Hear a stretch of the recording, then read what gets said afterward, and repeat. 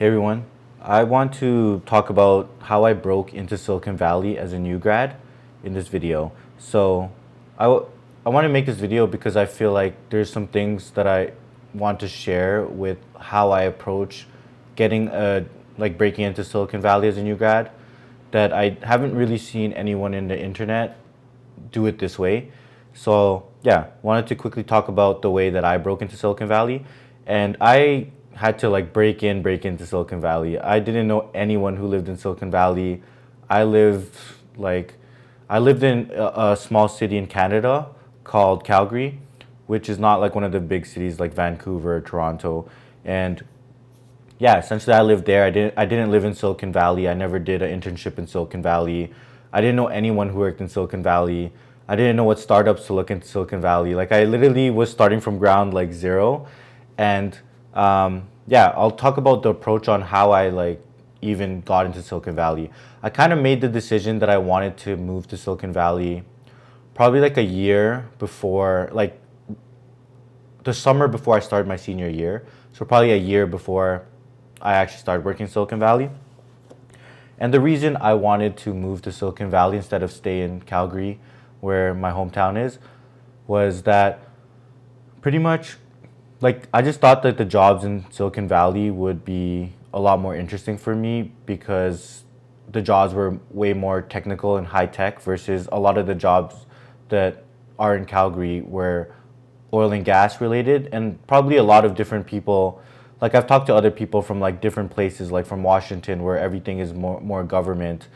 Like depending on where you live, there might be specific industries, and then those industries might hire tech people, but your job as an engineer sometimes isn't that good. Like working as a software engineer for an oil and gas company isn't as fun as like working at or working as a software engineer for like a high growth AI company, I would say, for me personally. So I thought, yeah, I realized I wanted to go to Silicon Valley because just the opportunities were more interesting for me, were more better for me. And then I just had to figure out a way to break into Silicon Valley. And I'm a Canadian, so I didn't know anyone. I had to like figure out what visas I had to get. It's funny because like when I first started thinking, I just thought I could just move to the US and find a job. But then I realized you can't even enter the US unless you have a job already or unless you have a visa. So I had to figure out what visas I had to get and stuff like that. So yeah, let me break down the process of what I did actually.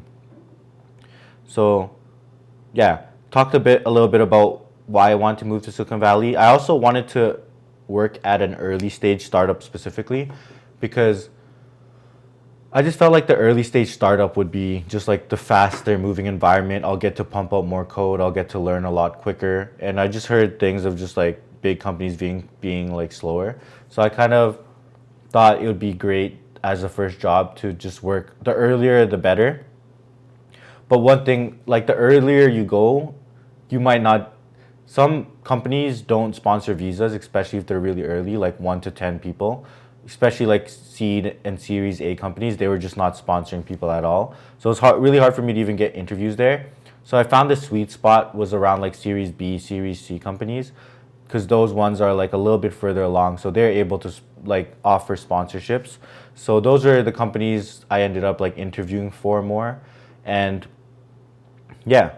So what was my strategy to break into Silicon Valley?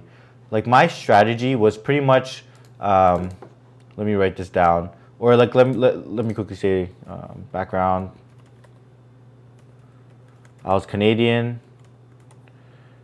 from a small city. It's like not really that small, but it's like not that large either. Canadian from had to like think of what visas you need to get.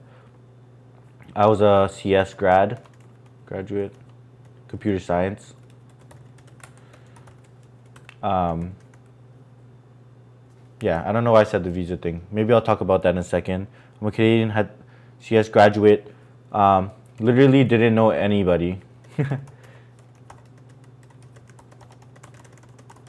I literally didn't know anybody in the valley. Had no connections, nothing like that. I didn't even know anybody who's actually working in Silicon Valley. Um, So I was just like kind of learning things from scratch, but that's why I kind of want to share this so no one has to go through the same things. But I would say, yeah, that's like my background. But the main way that the main way that I broke into Silicon Valley is by looking at venture capital firms that I liked or I respected, looking at their portfolio companies, and then applying for those portfolio companies. So my strategy. So look for VCs or venture capital.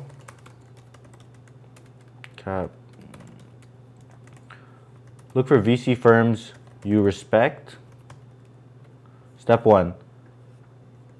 Look for VC firms you respect. Two, look at their portfolio companies. And then three, apply to those portfolio companies. And then lastly, after you apply to those portfolio companies, also look for like so a lot of venture capital firms are doing like fellowship programs or like things specifically to capture early talent. So look for people who are managing those early talent programs or try to join an early talent program. That's actually what I did. So pretty much join an early talent program for a VC, and I'll explain that a bit. So yeah, let me see. Let me make. So why look for venture capital firms you respect instead of just looking for startups you care about? The main reason is it's really hard to know if a startup is good or not. Like I just remember when I first graduated, or not graduate, like when I was first looking for companies to work at, there's just so many startups out there. I literally like there's just like millions of startups and you don't know if a startup is good or not, and you're taking such a big risk to like join a startup because what if the startup fails? What if the startup doesn't do well? How do you know if it's a good startup? There's literally like in Silicon Valley, there's literally millions of startups. Or not millions, maybe like at least like 10,000. Wait, let me edit this. Oops. There's actually like thousands of startups to choose from. So looking at venture capital firms you respect does a lot of filtering out for you. Like for example, one very well respected venture capital firm is Kleiner Perkins. So Kleiner Perkins is, if you look at Kleiner Perkins is a VC firm started in 1972, and it's pretty much it's backed different companies like Google, Square, Amazon, and it's like one of the biggest portfolio companies ever. It's like a legendary portfolio or venture capital firm in Silicon Valley. So essentially, if you also look at Crunchbase, go at Crunchbase, and you could see. I remember before you could look at like their chances of exiting. Where is this? Investments.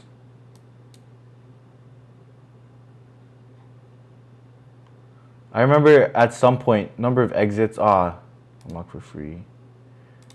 But you can look at the number of exits, and I remember looking at the number of exits. Like Kleiner Perkins, they have so much exits compared to exits compared to investments. So I think they're at like 33% exit rate. That means Kleiner Perkins is really good at picking startups to invest in. Otherwise, like they already do all the due diligence for you. They look at a startup and see like, are the founders good? They look at the startup and see is like, do they have the right skills? They also like they like do all of the screening for you before they invest in the company. They do so much screening, so that kind of like filters out a lot of startups for you. Like they're already doing the work of taking in all these different startups who are looking for funding, picking the right ones. So why not take the ones that they think are good and also apply to those ones? Because these VC firms get to look at everything before they invest their money. So they're only going to put money into people that they really believe in and where the financials are right and where the industry is right and where the founder and market fit is right. All of the things needed for a successful startup, they did that research. So looking at companies that they invested in is a really good way to filter down the thousands of startups to apply for and then figure out which one you want to apply for. So how long is this video already? 10 minutes. So yeah, that's exactly what I would do. So like example, like look at Kleiner Perkins right here. Literally just go into here, home, look into their investments. So you can look at their investments, partnerships perspective. Kleiner Perkins. There used to be an easier way to look at that. So these are the investors, partnerships perspectives. What's partnerships? So these are the alumni. But then you can look at, you can start looking at like who they invest in right now. So like these are like the enterprise startups. These are the fintech startups. And you could like start looking at these, and these are all the startups that they put their money in. So you can like click into settle right here and see what that startup kind of does. And then from there, you can go pricing. There should be a jobs, careers. Oh, if they don't have a careers there, it's kind of a bad. Let's go to Plaid. That's like a well-known startup out here. Should have a careers. Yep, have a career here. And literally just start applying to those. Wherever you're from, just start searching and look for jobs there. Experienced software engineer. So that's like Kleiner Perkins is one legendary one. You could look at like Greylock is a really good one right now. You could see there they have exactly a portfolio section, and you could look at their current portfolio, and you could see like how they invested in it, who the investor is. You can filter by like Series A if I want to work for like a Series B company specifically. Then I could like click on this one, and if it's not there, yeah, click the link here. Click careers. You can see like how essentially you do this. See our customers. So yeah, pretty much like look for VC companies that you respect and actually just like apply to those portfolio companies. Apply for the companies that they invested in because they already did the pre-screening for you. They already picked the right startups, and they're really good at picking the right startups. Like literally the startups they invest in exit pretty much 33% of the time or something high. So one like legendary ones are like Kleiner,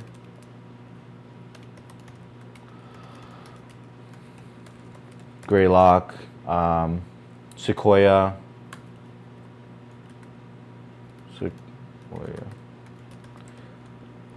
And even if you need to look for legendary VC ones, like these are legendary ones, like just search up like top VCs in Silicon Valley.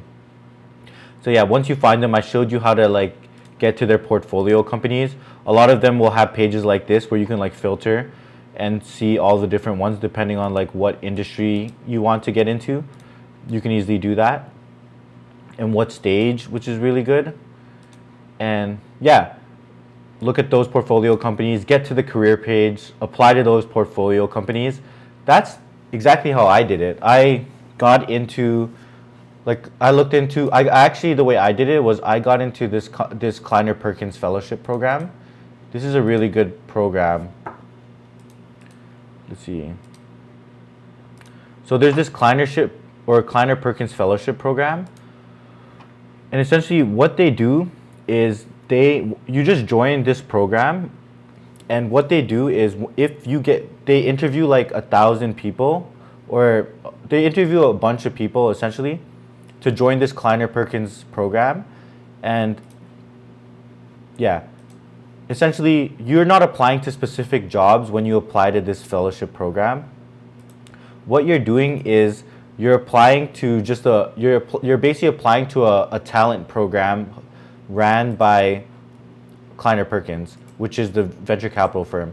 And once you like, if you get into this program, I remember in this program they'll just give you like a coding screen, and then they'll be interviewing you like why you want to join startups and different things like that. Pretty much like after you get into this Kleiner Perkins program, they start they send you a list of 10 different, or they send you a list where you get to pick 10 different portfolio companies under their portfolio, and you kind of like rank them based on which like portfolio company you would want to work at.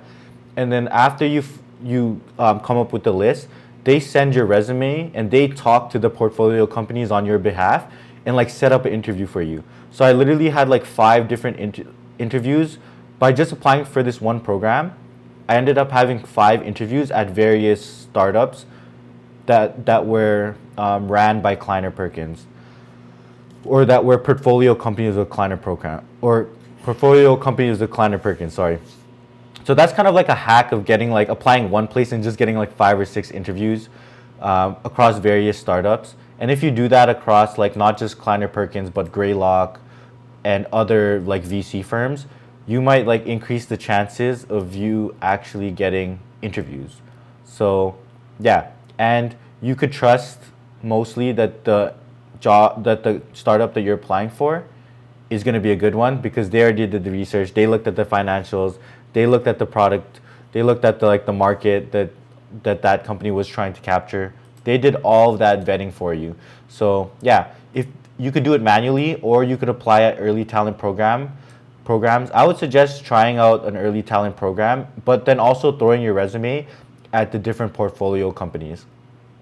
And that should help you like hopefully land a interview at one of these companies.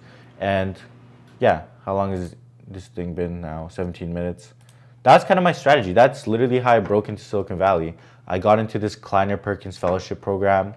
They gave me a bunch of I just had to interview for that one program. I ended up getting in, and once I got into that program, they set me up with like 5 or 6 different early stage startups, and I just had to interview at those startups instead of applying to those directly, which was really good. And yeah, and then I ended up just getting offers at some of them, and I ended up taking one of them, and that's kind of how I moved to Silicon Valley as a new grad. So yeah, let's see if I missed anything. That's kind of it. Like, definitely, if you're about to graduate soon, start thinking of visas. Like, pretty much know exactly what visa. Sorry. Start thinking about exactly what visa you want to get. Like, yeah, start looking at like, okay, I'm from Canada. What are the different options? The different options were like TN visa, H-1B visa. So I started thinking about like how I could actually get those visas. So start thinking about your visas. Then once you can figure out like what visa you want to get, just start applying. And pretty much once you get a job, they're gonna do the rest. Once I got a job, they pretty much flew me out. They gave me a good amount of money to like move there. So they gave me like a relocation package. They gave me like a place to stay, but for the time like while I was looking for a place to stay, they handled all the lawyers and things like that for getting my visa. Pretty much that's the main step. Like once you're able to get the job, they're gonna do pretty much whatever it takes for you to actually get there. So I think just focus on that. Like follow this strategy. That's just one strategy. There's probably multiple other strategies, like reaching out to people on LinkedIn. Let me know, like if you worked at an early stage startup or a startup in Silicon Valley, please let me know like how you got in there and what was your strategy. This was kind of my strategy. I didn't really see anyone else on YouTube talking about this, like, or doing it this way. So I just wanted to share that. And yeah, good luck. I think in the next 4 or 5 months, we're gonna see a whole lot of new faces out there in the Bay Area. So looking excited to, or just excited to meet everyone if I see anyone. But good luck on your journey. And if you want to break in Silicon Valley, good luck. And I hope you get there. See you in the next video.